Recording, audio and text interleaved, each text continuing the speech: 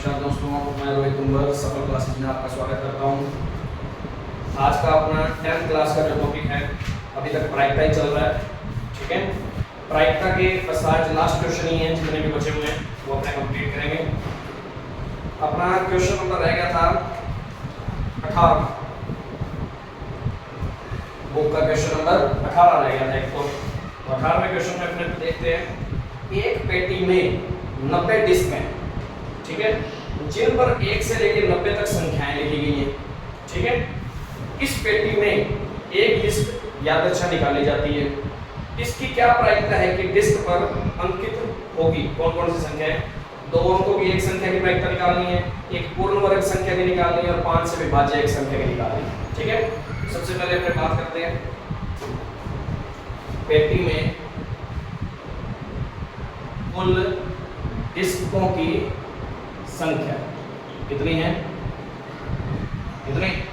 90। और सभी डिस्क पे, डिस्क मतलब वो सीडी टाइप, सभी पे क्या है, एक एक नंबर लिखा हुआ है, 1 से लेकर 90 तक नंबर लिखे हुए सभी पे। ठीक है, तो मतलब हर एक पे एक एक नंबर लिखा हुआ है। तो 1 से लेकर 90 तक सारी अब संख्याएं लिख के तो दिखा नहीं सकते, काफी बड़ा हो जाएगा। तो एक बात दिमाग में रखते हैं। अब प्रायिकता किसकी निकालनी? सबसे पहला पार्ट 2 अंकों की एक संख्या होने की प्रायिकता। पहला पार्ट यही है, 2 अंकों की संख्या। 2 अंकों की संख्या कहां से स्टार्ट होती है? 1 से, तो एक ही अंक हुआ। 2 10 से, 10 में भी तो 2 अंक आ जाते हैं, तो 10 से स्टार्ट होती है। अब 10 से लेके कहां तक की लेनी है? 90 तक सारी लेनी है। कितनी होगी? मतलब पूरी थी 90, 90 में से कितनी छोड़ देनी है? 1 2 3 4 5 6 7 8 9, ये 9 छोड़ देनी है, बाकी सारी आनी है, क्योंकि उसमें 2 अंकों वाली संख्या ही मांगी है। ठीक है, तो 2 अंकों वाली संख्या में 1 अंक वाली छोड़ देंगे, बाकी जितनी भी बची तो 90 में से कितनी घटा देंगे? 9 घटा देंगे। कितना रहेगी? 81 रहेगी। तो 81 बटे 90, तो काटेंगे तो 9 में 81, 9 दाए 90।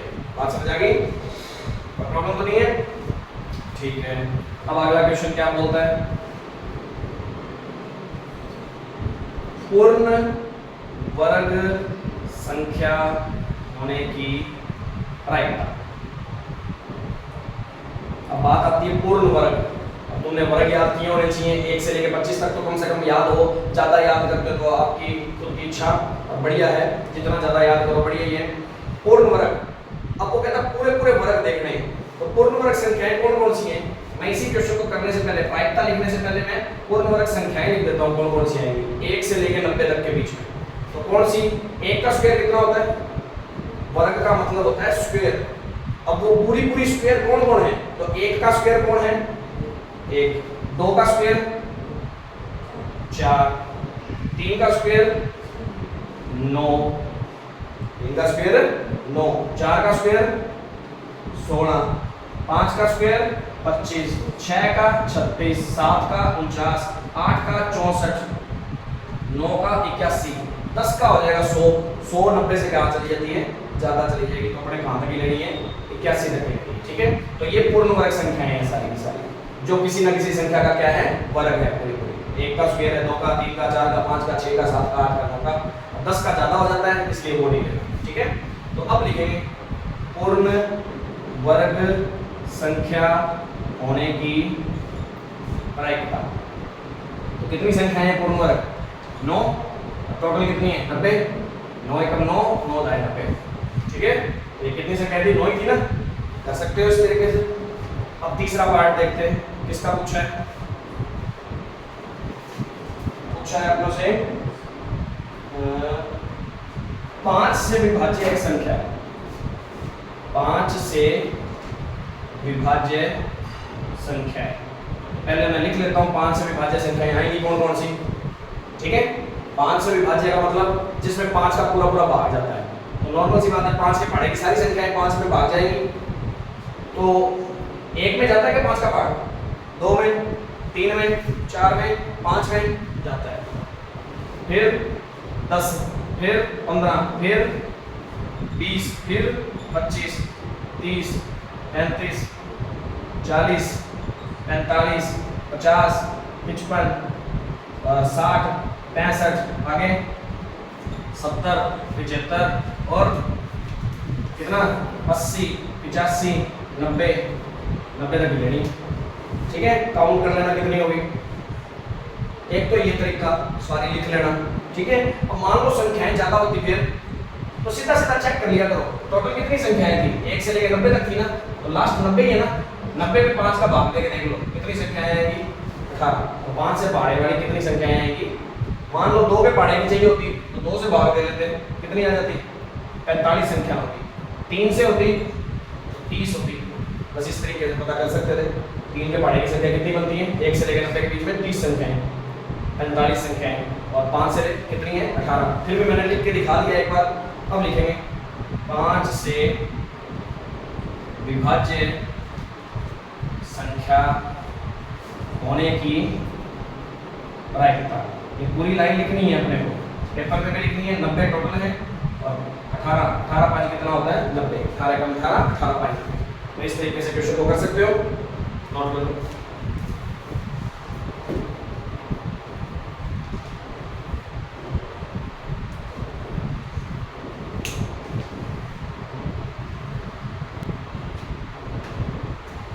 अब देखो भाई कौन सा क्वेश्चन और रह गया था अपना प्रोबेबिलिटी में, प्रायिकता में। 18 तक हो गए, 19वां कर लिया था।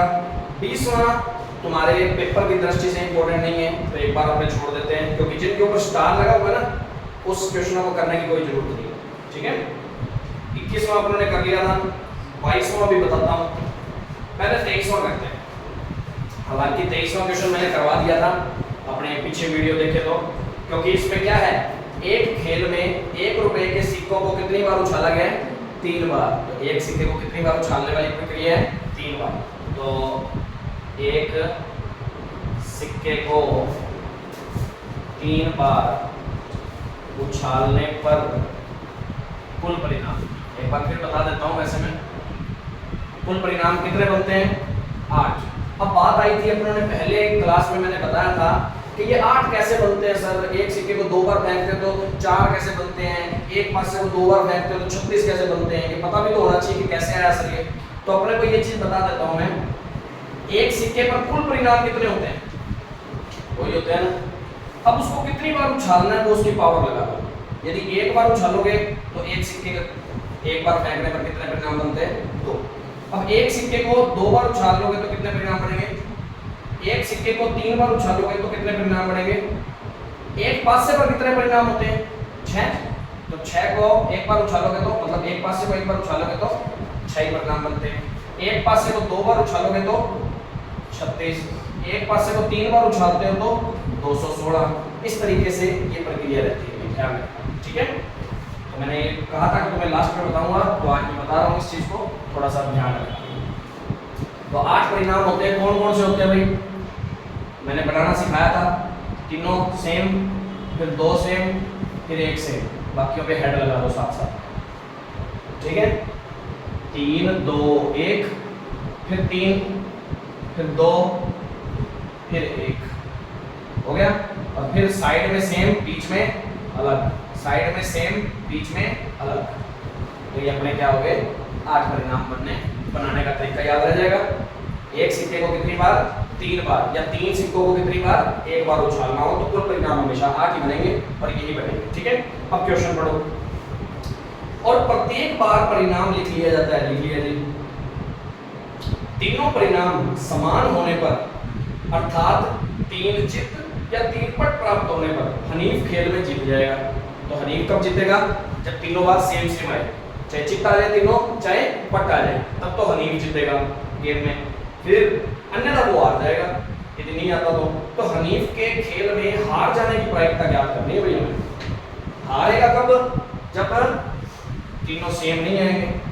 एक तो ये कंडीशन और ये कंडीशन, यदि तीनों सेम आ रहे हैं तो हनीफ जीत जाएगा, और यदि ये और ये कंडीशन में से कोई नहीं आ रहा तो इसका मतलब हनीफ हार जाएगा। तो हनीफ के हारने की प्रायिकता निकालनी है, हनीफ के हार जाने की प्रायिकता।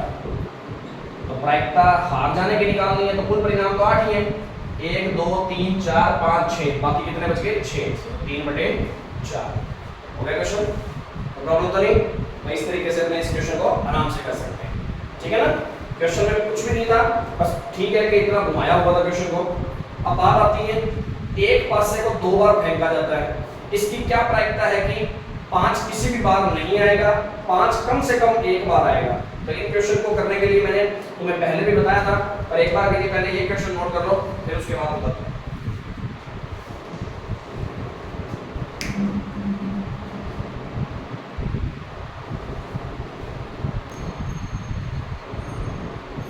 अब देखो भाई, अगला क्वेश्चन था, एक सिक्के को 2 बार फेंका जाता है, और एक पासे को 2 बार फेंका जाता है। तो एक पासे को 2 बार फेंकने पर कुल परिणाम कितने बनते हैं जी?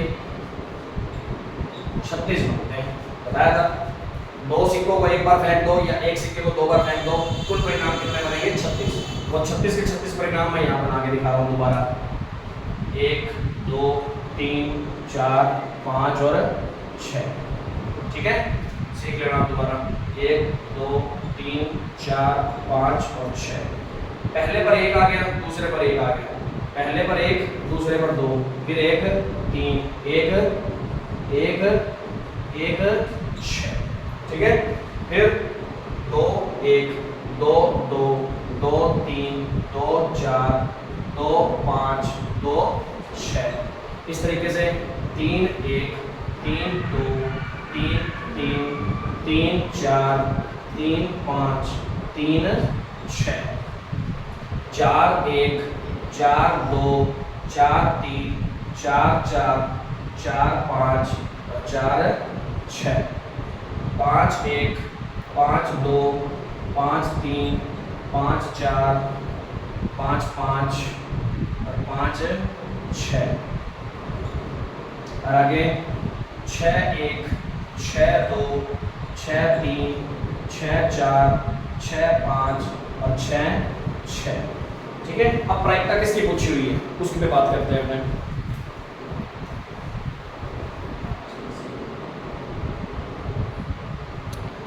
अब बात करते हैं प्रायिकता किसकी पूछी हुई है।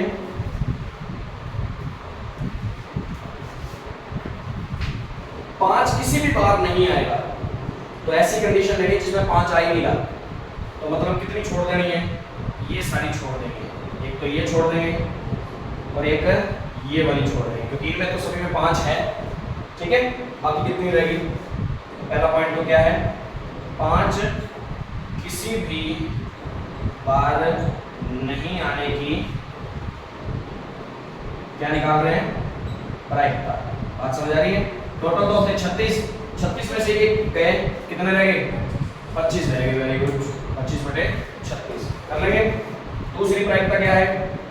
5 कम से कम एक बार आने की प्रायिकता। 5 कम से कम एक बार आने की प्रायिकता। 5 एक बार आ रहा है, कम से कम एक बार, कम से कम एक बार, उससे कम नहीं आना चाहिए पर उससे ज्यादा बार आ सकता है, मतलब 2 बार वाला भी कंडीशन आ सकती है, ठीक है? तो ये सारी की सारी लेनी है, क्योंकि इसमें 5 एक बार भी आ रहा है और ज्यादा से ज्यादा 2 बार भी आ रहा है। कितनी कंडीशन है ये? 11, और टोटल कितनी है? 36, तो 11/36। इस तरीके से इस क्वेश्चन को कर सकते हो, नोट कर लो।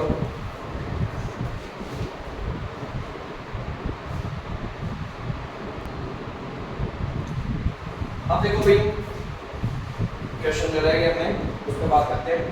एक तो लास्ट क्वेश्चन रह गया जो कि सत्य और असत्य वाला है। पढ़ो क्वेश्चन को, क्या कहता है? निम्नलिखित में से कौन सा तर्क सत्य है और कौन सा असत्य है? सह कारण उत्तर दीजिए। तो वो कह रहा है, पहला पार्ट जो है, यदि 2 सिक्कों को एक साथ उछालते तो कितने परिणाम बनते हैं भाई? एक सिक्के को 2 बार या 2 सिक्कों को एक बार, कितने परिणाम? 4 बनते हैं, हमें पता है। तो इसकी 3 संभावित परिणाम, तो कहता 3 संभावित परिणाम बनते हैं क्या? 3 बनते हैं, 4 बनते हैं, तो ये तो वैसे ही असत्य है, इसका मतलब असत्य है, ठीक है? क्योंकि इसके कितने परिणाम बनते हैं? 4 परिणाम बनते हैं। पहला तो असत्य हो गया, ठीक है? यदि, अब अगला देखते हैं, यदि एक पासे को फेंका जाता है तो इसमें 2 संभावित परिणाम विषम संख्या या सम संख्या है, तो विषम संख्या ज्ञात करने की प्रायिकता 1/2 होती है। तो करके दिखा दो, सही बात है, क्योंकि एक पासे को एक बार फेंका जाता है फेंकने पर कुल परिणाम कितने बनते हैं? 6 बनते हैं। 1 2 3 4 5 6। ठीक है, इस तरीके से तो याद रख सकते हैं। फिर विषम संख्या होने की प्रायिकता निकाल रहे हैं ना, विषम संख्या होने की प्रायिकता। विषम कौन सी होती है? पहले भी बताई थी, अब भी बता रहा हूं। विषम कौन सी? जो 2 के बारे में ना आती हो। तो 1 3 और 5 2 के बारे में नहीं आती, वैसे 3 संख्याएं 3/6 मतलब 1/2। अब वो यही तो कह रहा है कि विषम संख्या की प्रायिकता 1/2 होती है। तो ये सत्य है, सही बात है, करके दिखा दिया हमने। समझ आ गई? तो एक तो ये नोट कर लेना।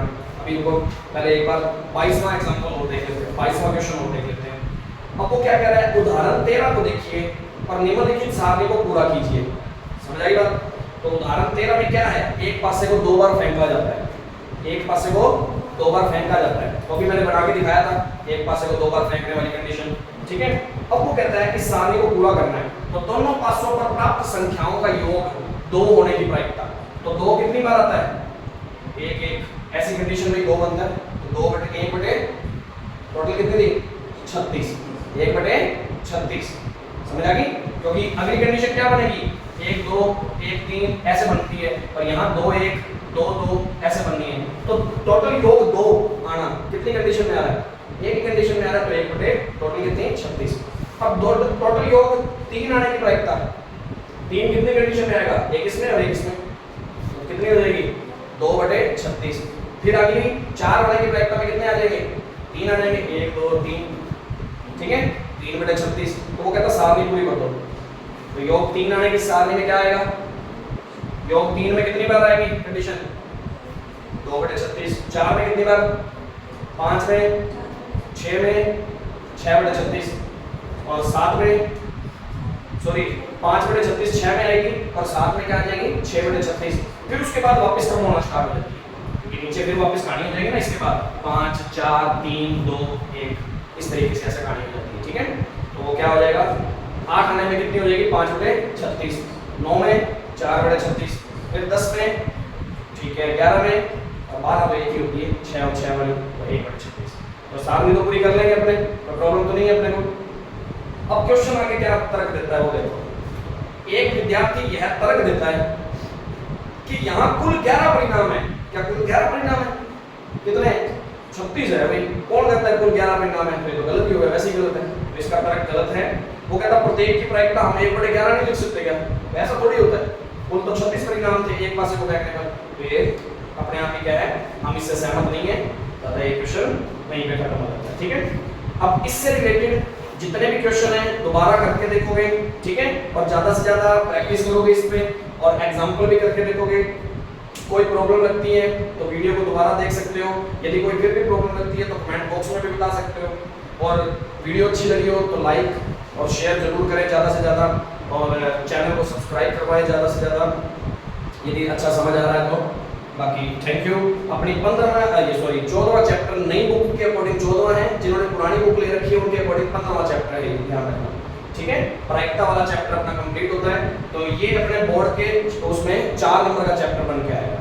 तो इसकी ज़्यादा से ज़्यादा प्रैक्टिस करो, सबसे इजी चैप्टर यही है अपना। Thank you.